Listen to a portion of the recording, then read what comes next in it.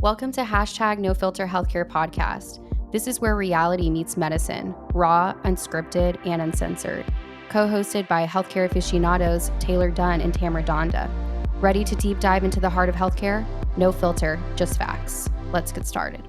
Welcome to #No Filter Healthcare. I'm your co-host, Taylor Dunn. And I'm your other co-host, Tamara, and today we're joined by John Walborn and Jeff Poe, co-managing partners at Sanitas Advisors. We are thrilled to have you guys. Thank you. We're pleased to be here. Thanks for having us.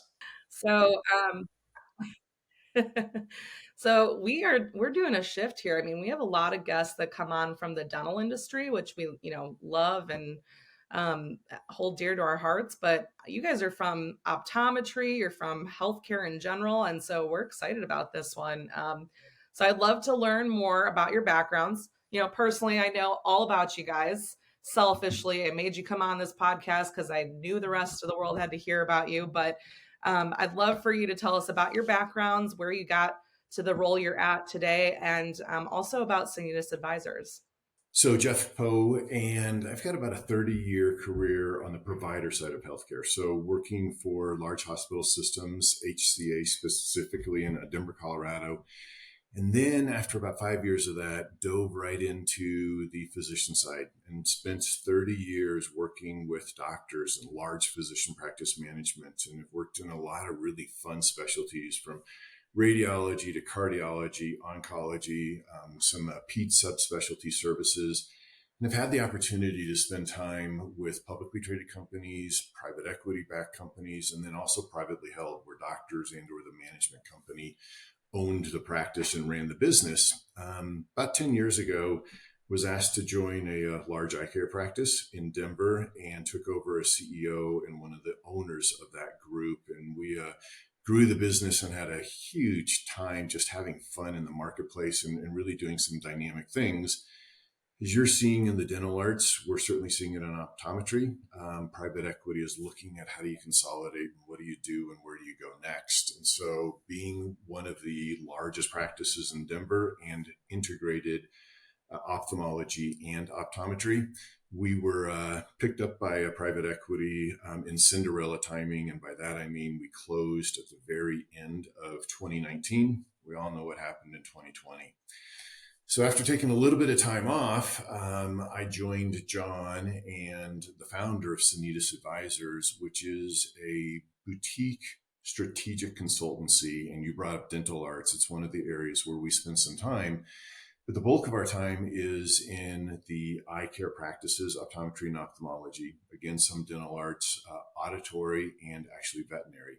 So a lot of commonalities in those specialties.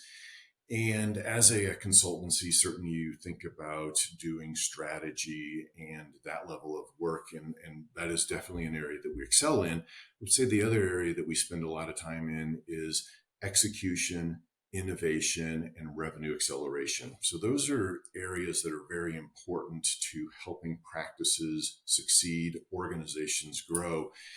And I would call out execution and innovation as being just two areas that are relatively unique to what we do.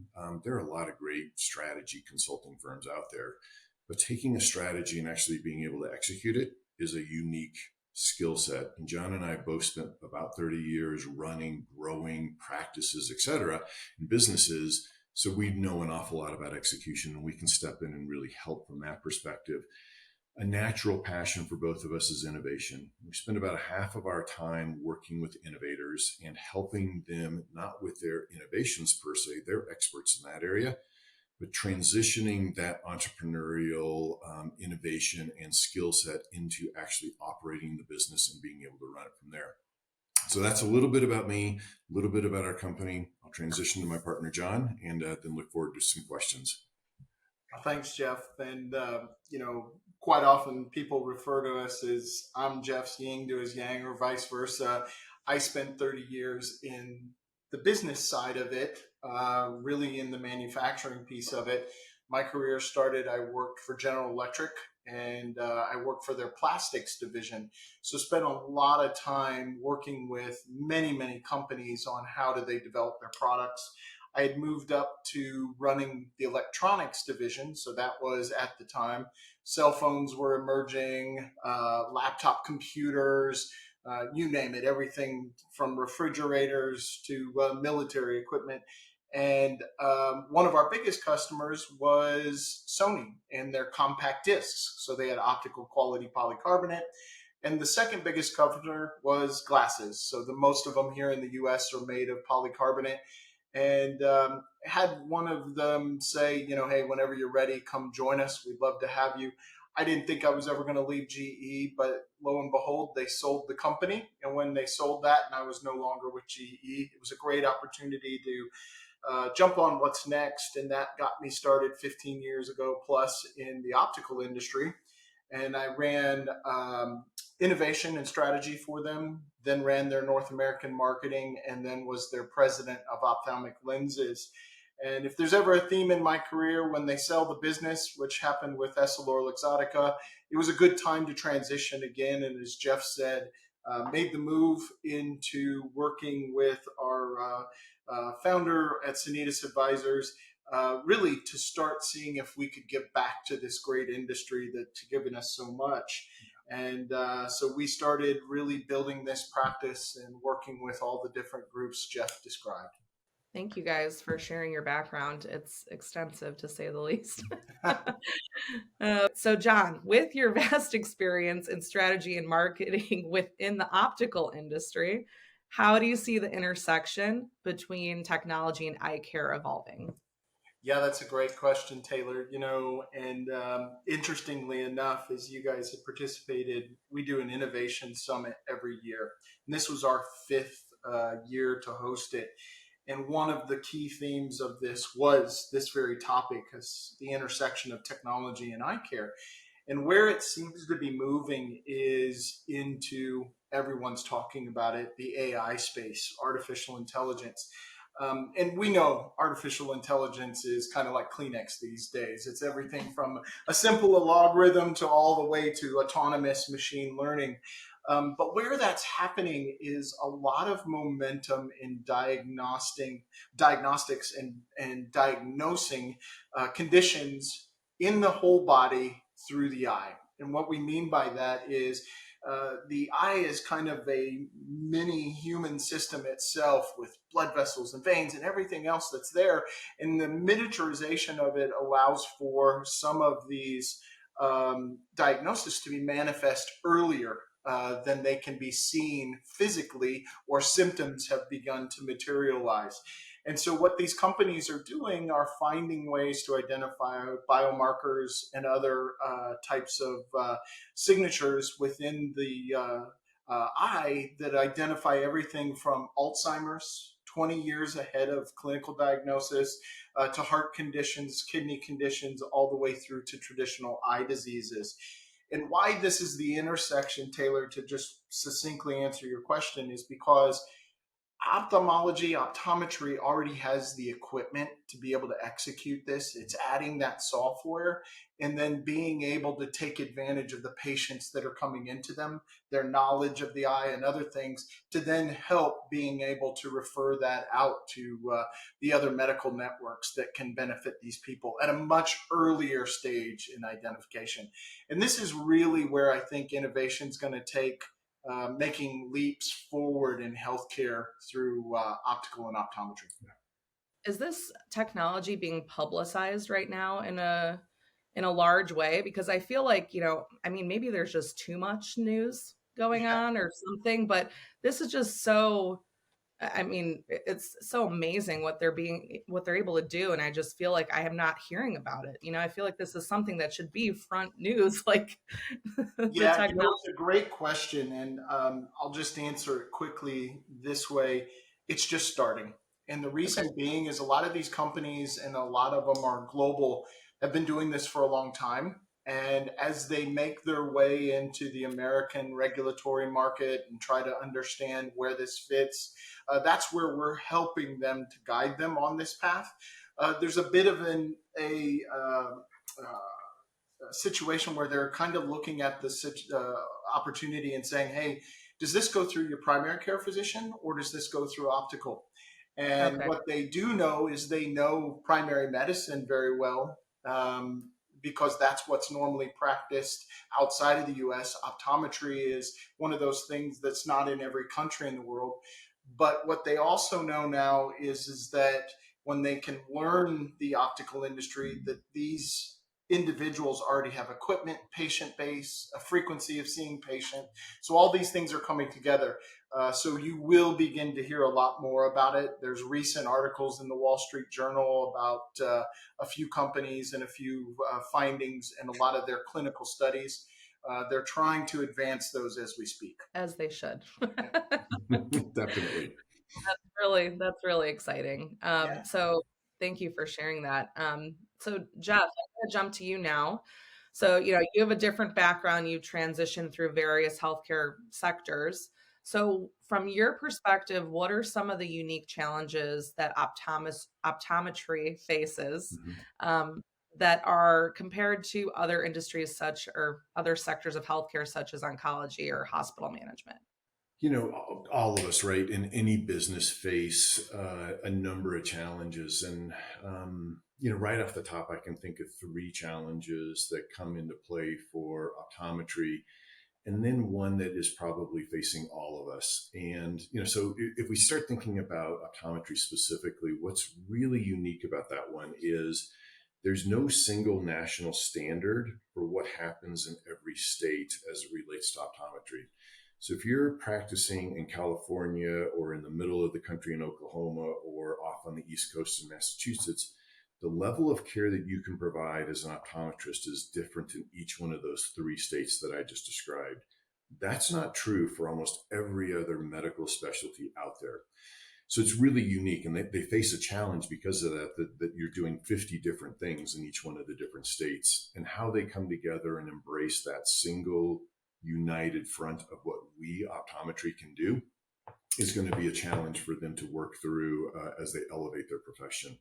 I think the second thing that is out there is that a lot of us, when we think about optometrists and don't recognize from a patient perspective, as well as from another medical doctor perspective, how good of a diagnostician the optometrist actually is. And John touched a little bit on this one. Yeah, every day you go into an optometrist, you're thinking about a new refraction and a new pair of glasses or contacts or something like that. But they are diagnosing diseases every single day, from glaucoma to macular degeneration, which are two of the leading causes of blindness. And that is a part of what they identified, like I said, every day. On top of that, even without the AI that we're starting to see, they're identifying cardiovascular disease, multiple sclerosis, and a number of other disease patterns. And they're the first place of identification inside the healthcare system. So you just brought up the question, well, why isn't this being publicized? There's a lot of this, but we don't take the white coat and put it out there on the PR trail.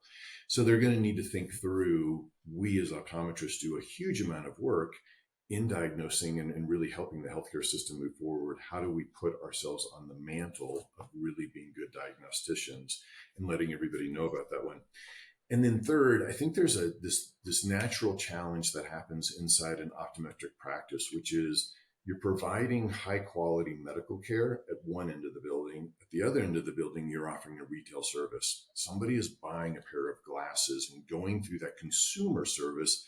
Yes, you're still a patient, but you're writing a check for something that you're going to put on your face. It's a fashion device as well as a medical device. And those dynamic constraints of fashion and consumerism and medicine and being a patient coming together under one roof just make it really complex. There aren't that many specialties where you're worried about cost of goods on your P&L and some of those other pieces. So makes it dynamic. John was talking about this, and I had mentioned that I think healthcare is going through a pretty big evolution right now. And that really is bringing in technology and then bringing in the AI component of that. And there's just a whole bunch that's going on. If we think about generative AI, we could start thinking about how we could make the patient experience a little bit easier, less expensive as we start thinking about that one, and I think actually improve the quality of care. So that becomes a really important component. And then very specifically to what John was talking about, if if the AI can really bear out what it says it can do and identify disease states earlier and more effectively, there's a huge opportunity. So if we can take macular degeneration and identify it 5 years early and maybe prevent somebody from having the issues of their vision deteriorating further and actually leading into blindness and eliminating that, that could be huge for quality of life and, just what we're doing. So lots of opportunity, but without a doubt, some challenges as we think about the future. Is this technology that you guys are talking about going to be available only to the optical field, or is it, it could be, primary care physicians can also use this technology? I think that's a great question. And that's one of the big unknowns that we're looking at right now. And John described this. Today, what's happening is inside optometry and ophthalmology, they use retinal cameras every day. And so they've got the technology to be able to look at the back of the eye. Well, that camera could be placed in an urgent care setting or an emergency room, or it could be placed in a primary care office or even a cardiologist office. And with the embedded software and then the AI algorithms and the rest of the work that goes on behind the scenes, it could literally be done anywhere. And conceivably, this is just, thinking about where the future is. We've all gone into a pharmacy and had our blood pressure checked while we're waiting for a prescription or our whatever. So could that happen where you're just leaning into a machine, giving a picture of the back of your retina? The AI starts to recognize what's going on, and you get this early information about, hey, let's get you referred to a primary care physician. So the technology is available. Executing that pathway is where we're going to start to see who's going to lean into wanting to take this technology forward. And that's where, just to add real quick, where Sanitas comes into the equation, because what these companies are really looking for is trying to identify how the patient journey looks, how the clinical journey looks, and then how the different business models are developed from that. So how the doctors get paid, how the patients can pay, how the regulatory components come into place, and how those channels are able to execute this. So that's a lot of what's being figured out right now, along with, in a parallel path, proving out these technologies doing what they say they do. Yeah, the biggest thing is the accessibility component, because yes, patient care, boom, that's obvious, right? We want better patient care. But the biggest thing for me, I'm a mom, I've got 2 kids, plan on having more kids. Can't even imagine spending, multiple days in a week at different offices, right? To be able to walk up to a Walgreens or CVS and have some sort of understanding of what's going on could be awesome, right? And I think more people are going to want that accessibility, that ease of access too. And Tamara, I'll only add to that as well. That's a very important part of it. The other side of it is, all of a sudden now, 20 years ahead, you're identified and know you may have Alzheimer's, or you have signatures for Alzheimer's. Are there treatments to begin taking advantage of that outside of lifestyle changes and other things? So this opportunity right now is really developing itself. Whereas, say, identifying cardiac disease, there may be already pharmaceuticals or other pathways for treatments that are there. So a lot of this is being thought through as we go through that. So how that patient journey is, what's the business model, and then ultimately what treatments and better outcomes, which is what everybody's trying to achieve, is better outcomes for the patient. Well, I think it also comes down to that, not everybody has a primary care physician, but at least once in their life, they go to an urgent care, and they kind of, some people, treat urgent care as their primary care, which is, in this world, it's acceptable now. This, it's just a reality we live with. But that's where that whole question stemmed from, because in my mind, there are people that are never going to go to an optometrist. There are people that are never going to go to a dentist, when that's a scary thought, but there are people that just don't do these things until there's a problem.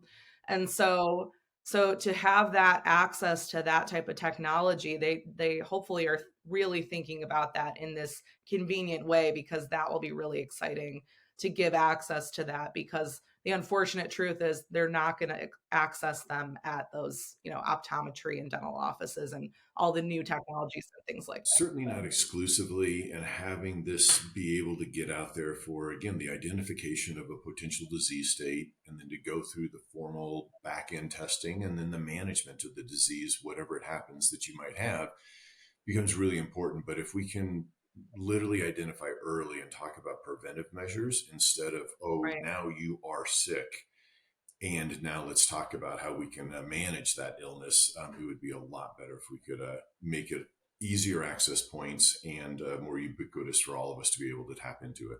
Taylor, I was going to add one other thing. You brought up a really good point, which is, that access to getting to a different channel, primary care, urgent care, and such. What you're seeing as well, one of the bigger issues is just getting an appointment into a lot of these practitioners.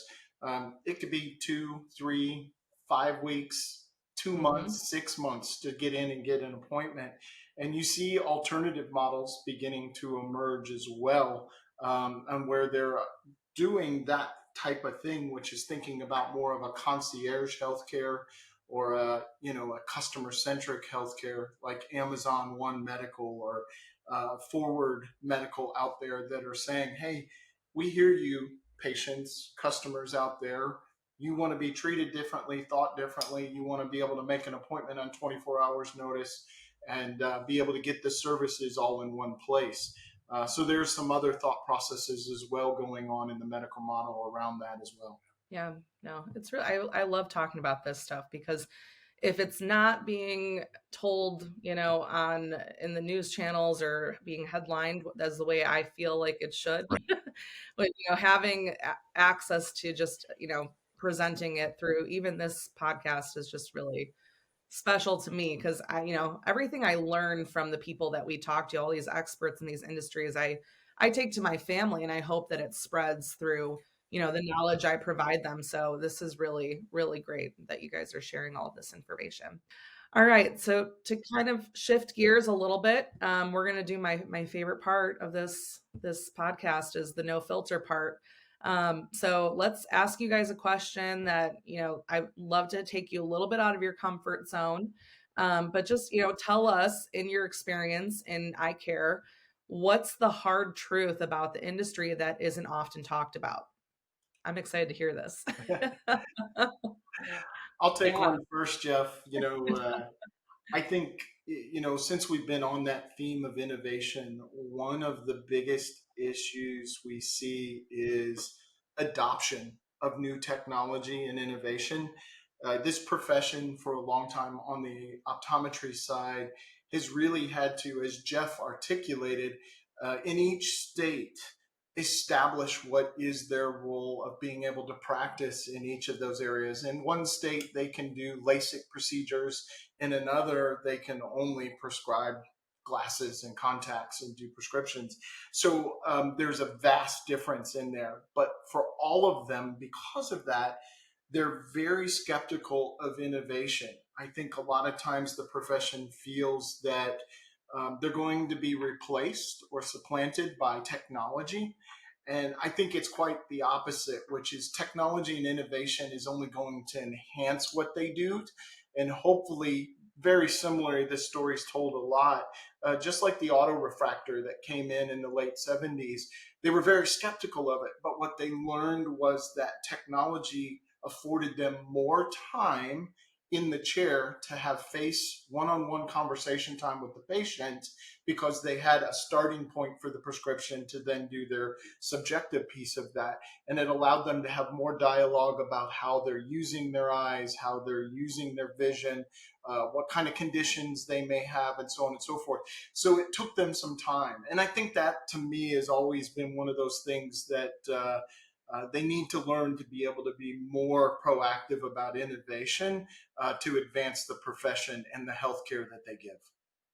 I think that's going to be a consistent theme for our existence. I don't think we're ever going to get away from the fear of technology. Right. It's been a fear of ours since the light bulb was invented, like It's just, you're evolving, and that's always scary. And for some people, it's a lot. And there's always the fear of what it's going to do to you and your business. And so, I mean, I'm not surprised to hear that. There's an 80-20 rule. There are lots of groups that are extremely innovative out there and adopt it and lead it.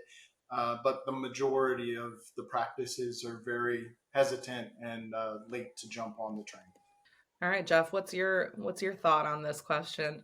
One of the big dynamics out there right now in optometry, so going to be very, very narrow about it, is where does the managed care company fit in? It's not formal insurance the way that we think about our health insurance. And so they are directing patients and they're offering discounts, but are they really adding value and benefits to you, the end consumer, and then also to the practice and the doctor that you're going to see?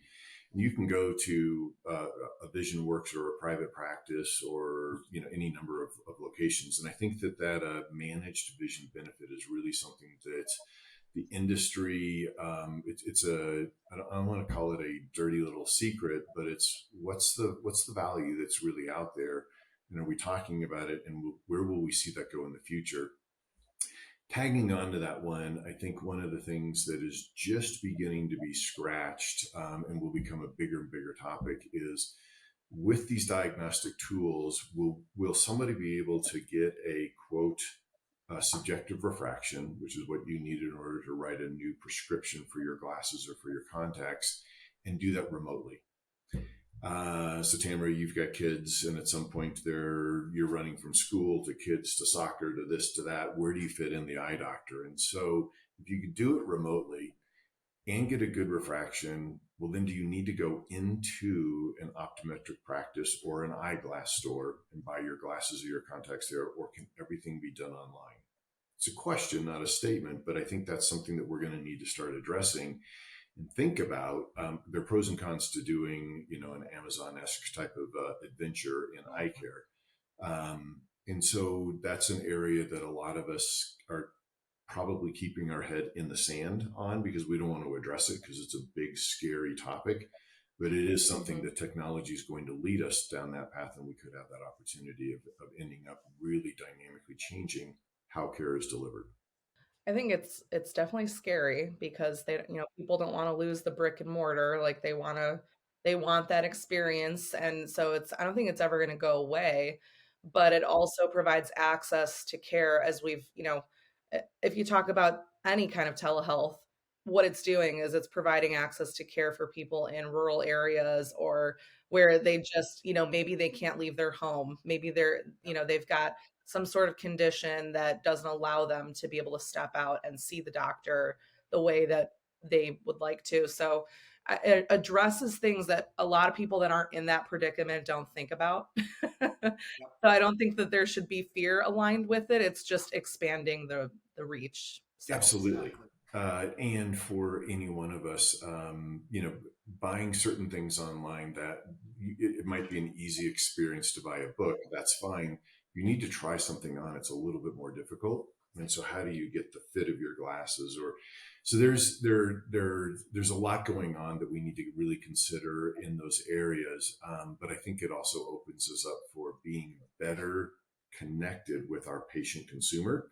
How do we do that and build that level of trust? And part of that is, as John was describing, bringing technology forward. And if we're not doing that, I think there's a disservice, one, to the patient, and two, also to your staff. They're there to support what needs to go on inside the practice. And if we're using them at the highest levels of their capability, and we bring those technologies and tools forward, well, then the bricks and the mortar and that personal experience can really accelerate towards a win, again, for the patient, but also for the team that you've got around you as the doctor, meaning your staff, your employees, and then your, if you will, your corporate entity, and how we go forward as organizations. So, Jeff, I'm going to grill you. John, TPD, it's coming for you. So, I noticed that you're extremely well versed and in just your industry and just various other industries. I mean, both of you have immense backgrounds. But I really want to know about your specific experience within optometry as a whole. I know we talked about the innovation piece, but have you put forth any of your current, values or any experiences towards the field that you can share with us today? Anything that, can make the whole word innovation actually make more of an understanding to people? Yeah, it's a great question. It's very much loaded. Yep, sorry. I'm I, trying I to dive warned into you. the I exactly. think any personal So experience is so great for people to listen and to understand. yep, Something as big as innovation, people talk about it left and right, but sharing your personal absolutely. insight would be helpful. I think that talking about innovation and value and commitment in some of these areas, integrity, it's easy to throw some words out there, right? And to even stand in front of your staff or whatever it happens to be. But you have to follow through with your actions. And I think that takes a lot more guts. And it also takes some time and energy. So, knowing that you're going to look at innovation, technology, and bring something new to the patients because it's the right thing to do, like I said, that alone is a relatively easy statement. Actually bringing it into the practice and taking the time to educate your staff and your fellow doctors and be able to work through that one and get the commitment from everybody that's there that we're doing this not because there is a quote revenue opportunity. A lot of people translate, hey, here's new technology, that means more money for the practice. It needs to be done for the right reason. And if you're doing it for money alone, my personal value system would say that's not the right pathway. But if we're able to do it for the right reason, then I think we can move forward. A personal example on this one was a decade ago, we were using our retinal cameras only limited. So the wide angle, 200-degree angle cameras that are out there that can take a look at the retina, we're using it on about 20% of patients. And by the time we sold our practice in 2019, we were at about 80% of all patients were using the retinal camera. And part of the importance of that was what we were finding and being able to do early diagnostics. And again, it wasn't just in an eye disease. We were finding cardiovascular disease and some of these other disease states that we can see with these cameras.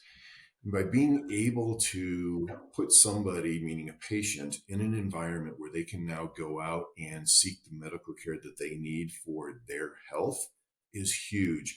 We did have a patient come back and literally said to the chairman of the board and said, had you not sent me to the emergency room that day, I don't know that I would still be here. So he was that ill. He had that much cardiovascular issue going on that it was one of those things where we had to call the ambulance to take him to the emergency room.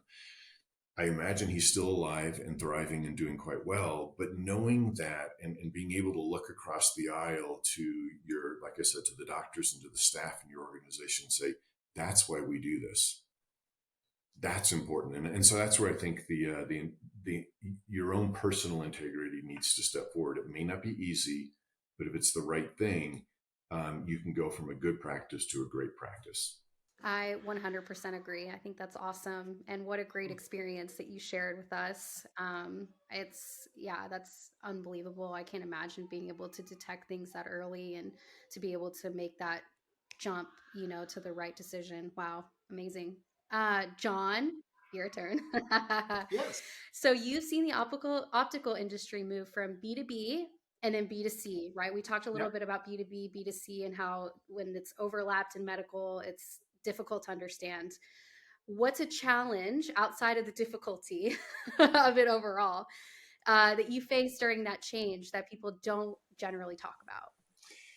Yeah, there's a couple things I'll go to, Tamara, here. First and foremost, an example. During that transition, we found a ton of things out about the system itself.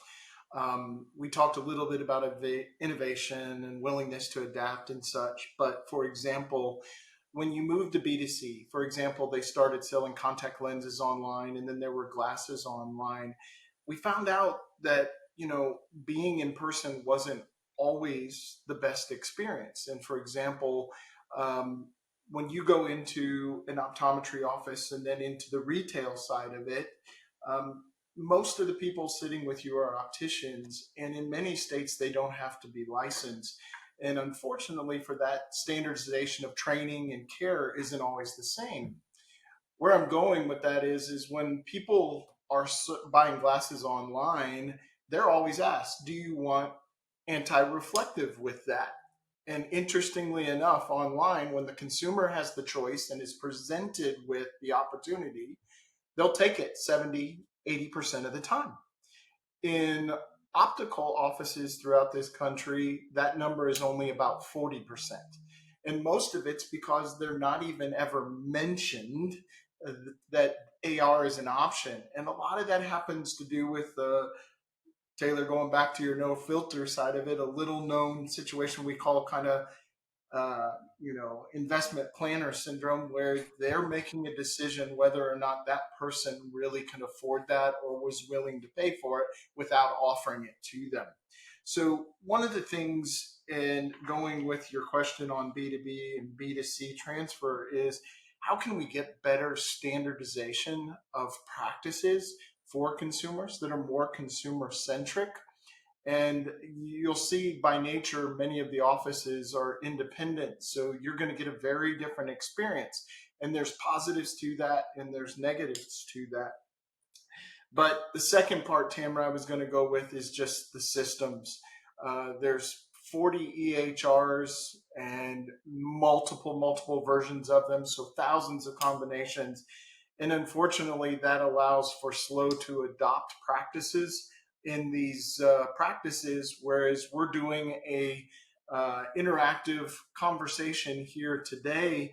Many practices can't do that with their patients on a regular basis. Taylor talked about it a little earlier, whether they can't make it to it or their schedule doesn't allow for it. They need an emergency consultation. Many of them don't have those capabilities because of the interoperability between gathering information into their EHR, having patient information at the ready, or being able to take that down. So there's a lot of reasons that the industry's been slow to adopt. And, I think that's what they're going to have to accelerate. One, understanding that patients are also consumers and they have choice and they are going to want to do things differently. And so when we're talking about an asynchronous or synchronous activity like we're doing, that's going to be one of the things that I think really this industry is behind and needs to accelerate. Yeah, absolutely. And there's a lot of noise too when it comes to technology. I know Taylor mentioned that earlier, even with artificial intelligence. I mean, there is a lot of noise. So, knowing that we have you two on this podcast to hopefully provide insight and into a personalized version of this, they can make better decisions moving forward. Yeah, thank you guys so much for being here today. And I have a pun for you because this is who I am as a person. Well, so far it's been our pleasure. So let's see. Thank you guys so much for opening our eyes to the business and innovation side of optometry. Boom. Well said. Well done. That was good. That was good. Yeah, I am hilarious. To learn more about Sanitas Advisors and their work, be sure to visit them at sanitasadvisors.com. And remember to subscribe to our podcast, #NoFilterHealthcare, for all of these engaging conversations and really fun puns. So thank you for tuning in. Taylor, Tamara, it was great being here. Thank you.